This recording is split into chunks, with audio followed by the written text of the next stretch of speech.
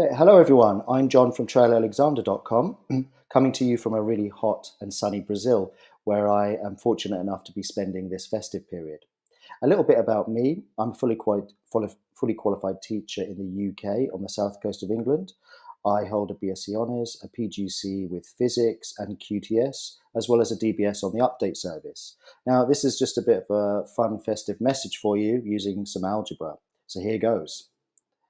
If you've seen this equation before, don't give the game away. It's a bit of fun. But before we start, I'll just go into a couple of things about the equation. This ln here is the natural logarithm, sometimes written as log to base e. We define it as the inverse of the exponential function, and that's that symbol e.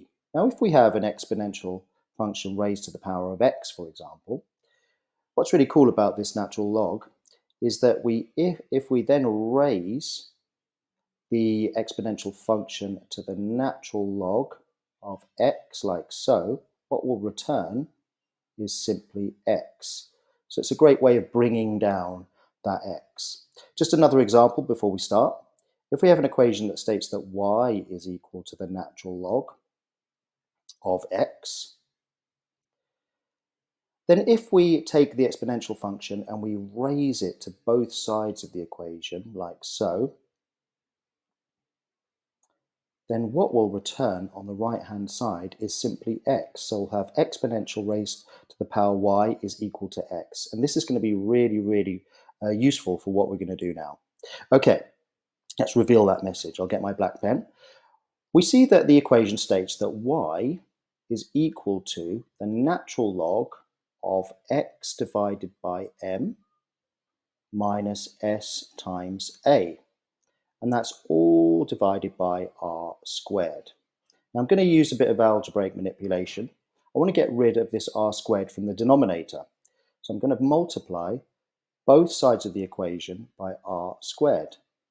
So we'll end up with yr squared is equal to natural log of x divided by m minus s times a. Okay, that's great, but I want to get rid of this natural log on the right-hand side, and I'm going to use that rule we used over here that I explained earlier. I'm going to take the exponential function and I'm going to raise it to both sides of our equation. So exponential raised to the power y r squared is equal to exponential raised to natural log of x divided by m minus s times a. What that will return on our right-hand side, so we'll have exponential y r squared is simply equal to, we'll cancel out the natural log now, and we'll have x divided by m minus s times a. That's great. Now I want to get rid of this m from the denominator. So I'm going to multiply both sides of my equation by m, and I'm going to have m exponential raised to y r squared is equal to x. Remembering that I've multiplied both sides of my equation by m, I'll have SAM here. So S times A times M. You might be able to see what's going to happen now and what we're going to reveal. Okay, I'm going to use a commutative property for multiplication, which means that I can rearrange the order and still get the same output.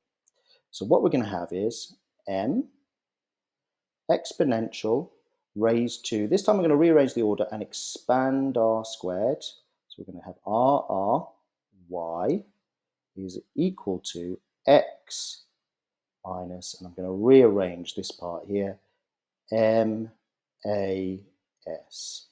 And I want to say a very Merry Christmas to all of you from Ronaldo and John at trailalexander.com.